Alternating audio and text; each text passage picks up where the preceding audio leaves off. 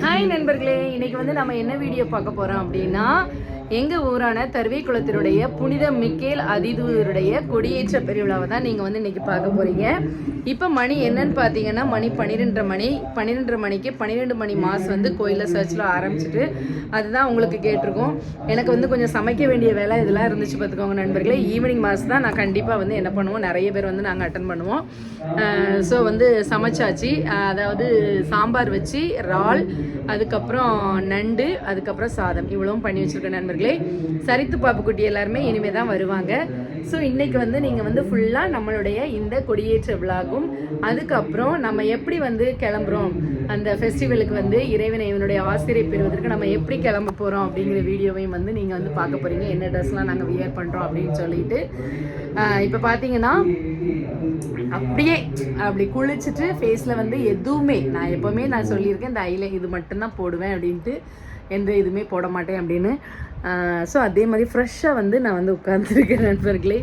My natural, ஓகேவா? நான் YouTube பிளாக்ல எப்போவுமே வந்து எந்த ஒரு ஃபில்டரோ எந்த இதுவுமே போட மாட்டேன். அப்படியே நான் வீடியோ எடுத்து அப்படியே நான் அப்லோட் பண்ணுவேன். இன்ஸ்டாவில் வேணால் ஒரு சிலர் யூஸ் பண்ணுறாங்கன்னு எப்போவாச்சும் ஒரு டைம் வந்து என்ன பண்ணுவேன் அப்படின்னா நான் போடுவேன் நண்பர்களே.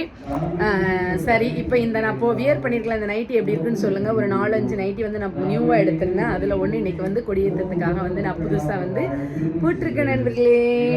சரி, இப்போ எனக்கு ரொம்ப பசிக்கு வேலையெல்லாம் முடிச்சுட்டேன், சாப்பிட போகிறேன். அவன் வர்றதுக்கு லேட் ஆகுன்ட்டாங்க, 1:30க்கு தான் வருன்ட்டாங்க. ஸோ வந்து நான் இப்போ என்ன பண்ண போகிறேன் அப்படின்னா சாப்பிட போகிறேன் நண்பர்களே. சாப்பிட்டுட்டு அப்புறமா நம்ம வந்து கிளம்பிட்டு கொடியேற்றத்துக்கு போகிறதெல்லாம் வந்து நீங்கள் பார்க்கலாம். ஓகேவா நண்பர்களே? என்ன சமைச்சிருக்கோம் அப்படின்னு சொல்லி பார்த்துடலாமா? அங்கே வந்து ஒருத்தனுக்கு கால் பண்ணி சொன்னால் எல்லாமே கடலில் இருக்குன்னு சொல்ல போறியா, நான் வரும்போது கறி வாங்கிட்டு வர போகிறேன் அப்படின்னா, கறி வாங்கிட்டு வந்தீங்கன்னா கொன்றுவேன் அப்படின்னு வந்து சொல்லியிருக்கேன் நண்பர்களே. பார்த்தீங்களா, இறால் கிரேவி கொஞ்சம் வச்சுருக்கேன். அதுக்கப்புறம் நண்பர்களே, அதுக்கப்புறம் என்ன பாருங்க, ஃப்ரான், ஓகேவா? ஃப்ரான் வந்து வச்சுருக்கேன். அதுக்கப்புறம் சாம்பார் எல்லாத்தையுமே வந்து வறுத்து பொடி பண்ணி போட்டு இடி சாம்பார் சொல்லுவாங்களாம்ல, அந்த இடி சாம்பார் வச்சுருக்கேன். அதுக்கப்புறம் ஆஸ் யூஷுவல் சாதம். ஓகேவா? சாப்பிடலாமா? ஏம்மா கை தெரியுது சரித்துக்குட்டி. நண்பர்களே, நாங்கள் இப்போ எங்கே இருக்கோன்னா கோயில் முன்னால் உட்காந்துருக்கோம். இல்லை அதை பாப்பாவுக்கு இல்லை எடுத்தவளுக்கு தொலைச்சி கொடு. பாப்பாவுக்கு இதை வச்சு சாப்பாடு ஊட்டினா நண்பர்களே. சாப்பாடு ஊட்டிட்டு பாப்பா வந்து வேடிக்கை பார்த்துக்கிட்டு இருக்கா. பிரகன் வெளியே வந்தால் தான் பிரகன் கேமரா குவாலிட்டியே இருக்குது. இப்போ ஓடு சேசப்பா கும்பிடு. சேசப்பா கும்பிடு. சேசப்பா எப்படி கும்பிடுவேன்? போய் சேசப்பா கும்பிடு. ஓடு சேசு.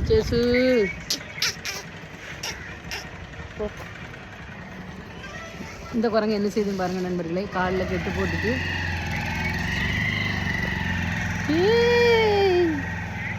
கோயிலில் வந்து கெட்டுறதுக்கு வாழைத்தாறு எல்லாம் போட்டிருக்காங்க. நம்ம குட்டி கோயிலுக்குள்ளே போகுது.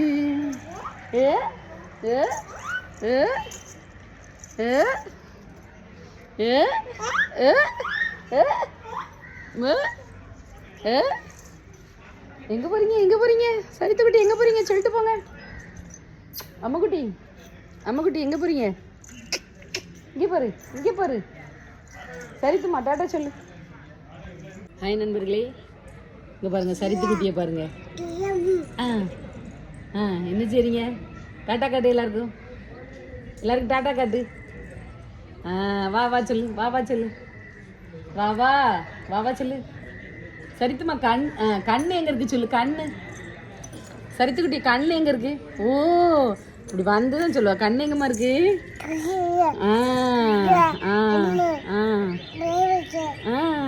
அதான் கண்ணு. சரி பாருங்க, என் பிள்ளை உங்கள் கண்ணை வந்து நோண்டுது. கண்ணு எங்கே அப்படின்னு சொல்கிறதுக்கு அழகாக கண்ணை வந்து நோண்டுது. சேசு எப்படிமா கும்பிடுவீங்க? சேசு எங்கம்மா இருக்காங்க? உள்ளே இருக்காங்களா நண்பர்களே? வாசல் இருக்கு பாருங்க, காட்டுது. சேசு எங்கம்மா இருக்காங்க? சேசு எப்படி கும்பிடுவீங்க சொல்லுங்க? எப்படிமா கும்பிடுவீங்க? சேசு எப்படி கும்பிடுவீங்க? ஐயம்மா கும்மா தாங்க அதுக்கு. எம்மா சரி தாய்மா கும்மாத்தா. இந்தா கணத்தில் உம்மாத்தா, கணத்தில் ஐயம்மா கும்மாத்தா. பார்த்துக்கங்க, இதுதான் உம்மா கணத்தில். இந்த கணத்தில் இங்கே இந்த கணத்தில் உம்மா. இந்த கணத்தில் உம்மா தாங்க.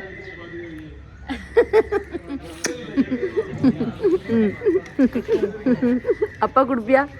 அப்பா கொடுப்பியா? அப்பா கும்மா கொடு. இப்போ வந்து அப்பங்காரன் பிள்ளையை தூக்கிட்டு அப்படியே நம்ம வீட்டுக்குள்ளே போகிறான்.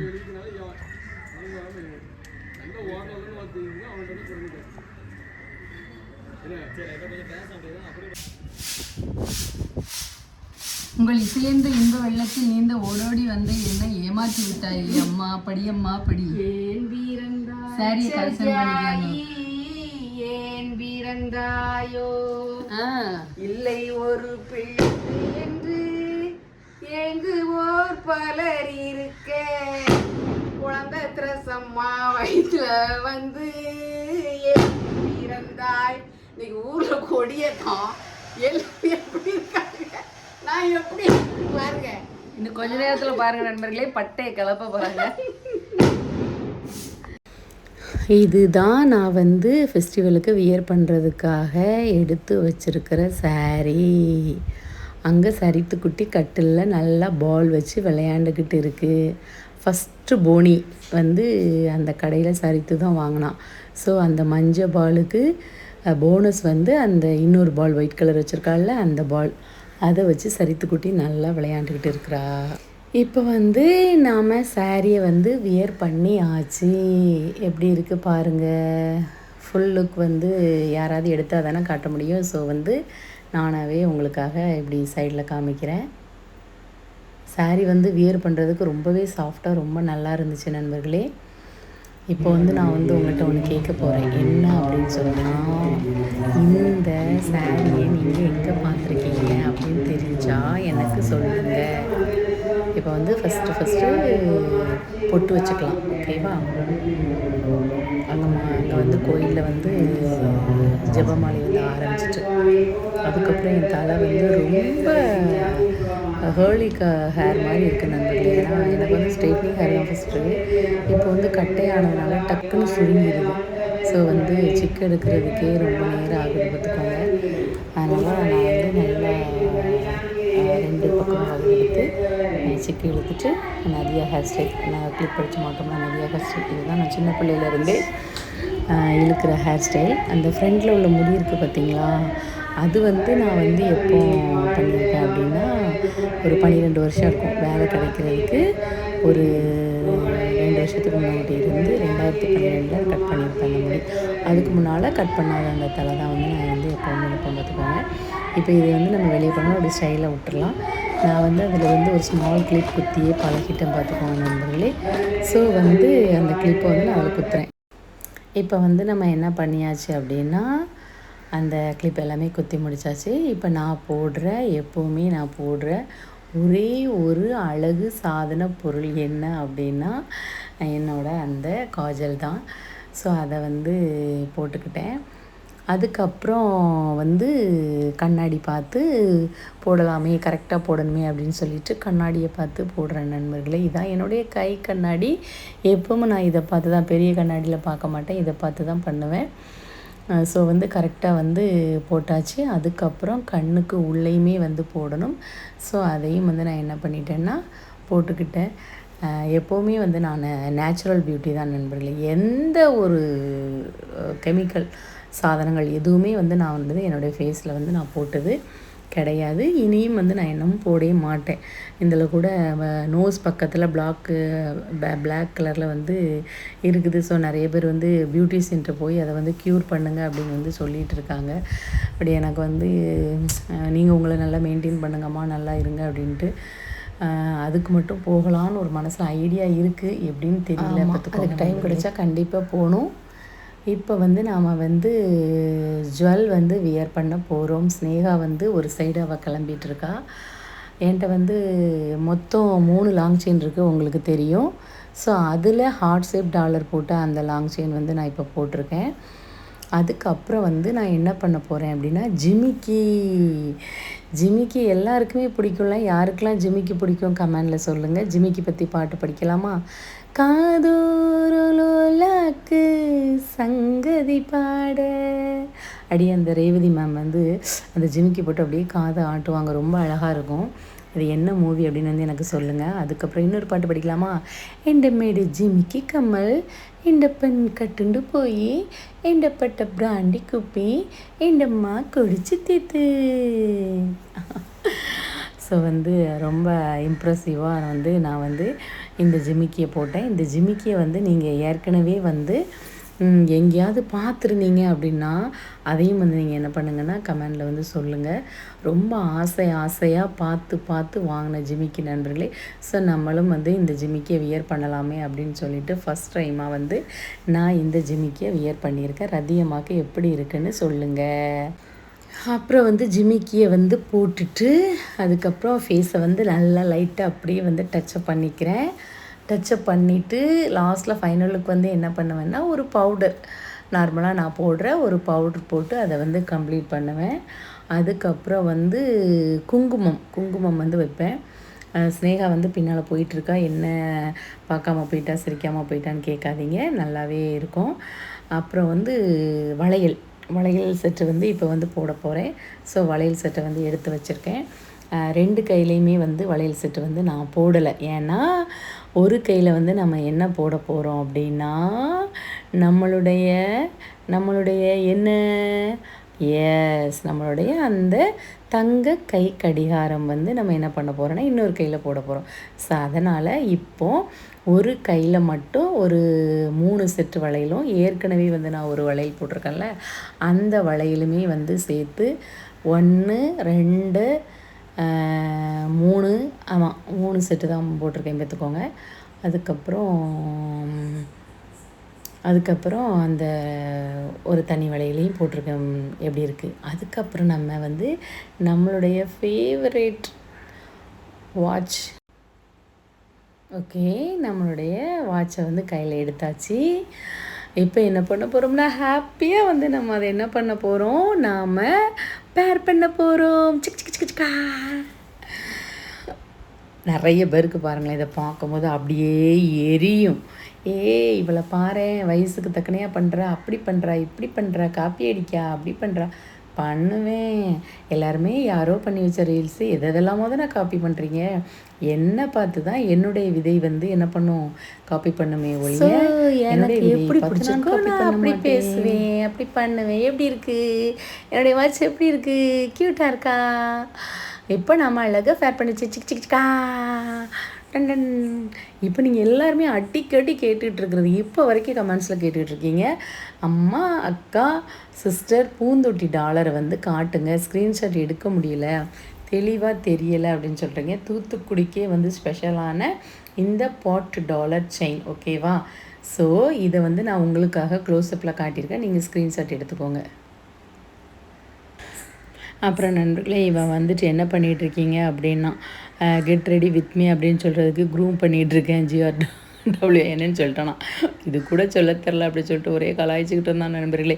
ஸோ நான் இந்த கிளிப்பை போட மாட்டேன்னு சொன்னேன். உடனே ஏமா ஆல்ரெடி எல்லோரும் நம்ம 2 பேரும் கிளிப்புக்கு சண்டை போடுறோன்னு சொல்லி வந்து கம்ப்ளைண்ட் பண்ணிகிட்ருக்காங்க, அந்த கிளிப்புக்கு சண்டை போடுறோம், கொண்டையில் இருக்கிற கிளிப்புக்கு சண்டை போடுறேன்னு சொல்லிட்டு காமெடி பண்ணான். இப்போ வந்து நம்மளுடைய ஃபுல் லுக் வந்து கம்ப்ளீட் ஆகிட்டு, chain, dollar chain, long chain, அதுக்கப்புறம் நெக்லஸ் எல்லாமே போட்டாச்சு. இப்போ ஃபைனலாக பூ வச்சு முடிச்சிட்டோம் அப்படின்னு சொன்னால் நம்மளுடைய லுக்கு ஓவரால் கம்ப்ளீட் ஆகிரும். மல்லிகை பூவே பார்த்தாயா, மல்லிகை என் மன்னன் மயங்கும் பொன்னான மலரல்ல, ஓ மல்லிகைப்பூ பிடிக்காத பெண்களே இருக்க மாட்டீங்க, அப்படி தானே? எல்லா பெண்களும், திருமணமான பெண்கள் கண்டிப்பாக வந்து பூச்சூடணும். அதுவும் வந்து மல்லிகைப்பூ வந்து மன்னன்களின் பூ அப்படின்னு வந்து சொல்லுவாங்க. ஸோ எல்லாருக்குமே ஒரு பிடித்தமான ஒரு பூவாக இருக்கும். ஸோ ஜம்முன்னு வந்து மல்லிகைப்பூ வச்சு கிளம்பியாச்சு. அதுக்கப்புறம் பவுடர், நான் ஒரு பவுட்ரு போடுவேன்ல, அந்த பவுட்ரு போட்டு வெள்ளை கோட்டிங் அடித்தாச்சு. நார்மலான ஒரு பவுட்ரு தான். போட்டோன்னே எப்படி இருக்குன்னு பாருங்கள் நண்பர்களே. இதில் வந்து எந்த ஒரு ஃபில்டரும் எதுவுமே கிடையாது. நான் யூடியூப்பில் வந்து எப்போவுமே வந்து ஃபில்டரே போட மாட்டேன், அப்படியே வந்து எடுத்து அப்படியே போடுறது தான். நம்ம ஸ்கூலுக்கெலாம் போயிட்டு வரும்போது ரொம்ப டயர்டாகிடுது காலையில் தான், அதனால தான் நம்ம கொஞ்சம் ரொம்ப டயர்டாக தெரியும் பார்க்குறதுக்கு. அலைச்சல் வீட்டில் இருக்கிறனால கொஞ்சம் ஃப்ரெஷ்ஷாக கிளம்பியாச்சு. அதுக்கப்புறம் வந்து நம்ம என்ன பண்ண போகிறோம் அப்படின்னு சொன்னால் குங்குமம் வந்து எடுத்து வைக்க வேண்டும். ஸோ வந்து இப்போ வந்து நம்ம என்ன பண்ண போகிறோம்னா குங்குமத்தை எடுத்தாச்சு. குங்குமம் மஞ்சளுக்கும் இன்றுதான் நல்ல நாள், மங்கள மங்கை மனம் கொண்ட நாள் நல்ல நாள், என் வாழ்வில் தீபம் தந்த பேரழகே, என் மார்பில் சாய வந்த பூங்கொடியே, என்னாலும் இன்பம் ஒரு கோடி, குங்குமம் மஞ்சளுக்கு. இப்போ வந்து குங்குமம் வச்சு கிளம்பியாச்சு. எப்படி இருக்குன்னு சொல்லுங்கள் சாரி ரதியம்மாவுக்கு. ஓகே நண்பர்களே, ஃபைனலாக நல்லபடியாக எல்லாமே ஜுவல்ஸ் போட்டு பூ வச்சு பொட்டு வச்சு கிளம்பியாச்சு. இப்போ வந்து வெளியே வந்து நிற்கிறேன். எப்படி இருக்குன்னு பார்த்து சொல்லுங்கள். சூப்பராக இருக்கா? எல்லாரையுமே மிஸ் பண்ணுறேன். வெளியே வந்து உட்காந்துருக்கோம் கொடியேற்றம் பார்க்குறதுக்கு. ரொம்ப நேரம் ஆகுங்கிறதுனால கால் வலிக்குன்னு சொல்லிவிட்டு நான் சேர் போட்டு பார்த்தீங்கன்னா பிரகனம் வந்து கொடியேற்றத்தை வந்து கவர் பண்ணிகிட்ருக்கான். கொடி அங்கே பாருங்கள், 4 சைடும் அந்த கைத்தில் பாருங்கள் வெள்ளை கலரில் மேலே போகுதா கடக்கடன்ட்டு. சரித்து வந்து நான் பேசுகிறதே பார்த்துட்ருக்கா. அங்கே பாருங்கள் அந்த வெள்ளை கலரில் தெரியுதா, 4 சைட்லேருந்து ஒன்று போல் போகும். நல்லாவே வேகமாக வந்து கொடி பறந்துச்சு. அங்கே ட்ரோன் வந்து பறந்துட்டுருக்கு. அதுக்கப்புறம் புறாவும் பறக்க விட்டாங்க. நான் வந்து இந்த கொடியேற்றுற சமயத்தில் என்கிட்ட வந்து நிறைய வேண்டுதல்கள் வச்ச மக்களுக்காக, அவங்களுடைய வேண்டுதலுக்காக வேண்டியிருக்கேன். குழந்தை இல்லாதவர்களுக்கு நிறைய பிள்ளைங்க நோய் எங்கள் அப்பாவுக்கு இருக்குது, எங்கள் ஃபேமிலியில் கஷ்டம் இருக்குன்னு இருக்காங்க. எல்லாருக்காகவும் இப்படி